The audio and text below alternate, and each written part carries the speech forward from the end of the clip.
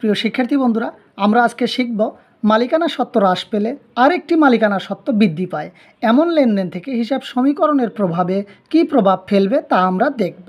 আমরা একটি লেনদেন দেখতে পাচ্ছি বিজ্ঞাপনের উদ্দেশ্যে বিনামূল্যে পণ্য বিতরণ। আমরা জানি বিজ্ঞাপনের উদ্দেশ্যে যদি বিনামূল্যে পণ্য বিতরণ করি তাহলে ক্রয়কৃত পণ্যের পরিমাণ কমে যায়, অর্থাৎ ক্রয় হিসাব হ্রাস পায়।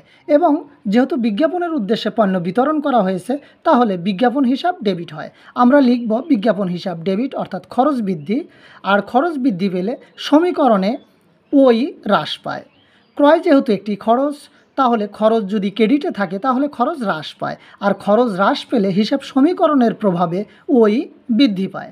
তাহলে আমরা লিখব মালিকানা সত্ত্ব বা মূলধনের কলামে যেহেতু ওই হ্রাস পেয়েছে এই কারণে 10,000 টাকা আমরা প্রথম বন্ধনী বা ফার্স্ট ব্র্যাকেট দিয়ে আটকিয়ে দেব।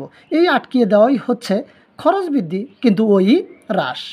এবং ক্রয় যেহেতু ক্রেডিট হয়েছে খরচ হ্রাস এবং সমীকরণের প্রভাবে ওই বৃদ্ধি পেয়েছে, এই কারণে আমরা মালিকানা সত্ত্বের কলামে 10,000 টাকা লিখে ফাঁকা রাখব। এরকম ফাঁকা রাখা অর্থই হচ্ছে ওই বৃদ্ধি। তাহলে একই লেনদেনের মাধ্যমে মালিকানা সত্ত্বে একদিকে হ্রাস পাচ্ছে, অপরদিকে মালিকানা সত্ত্ব বৃদ্ধি পাচ্ছে।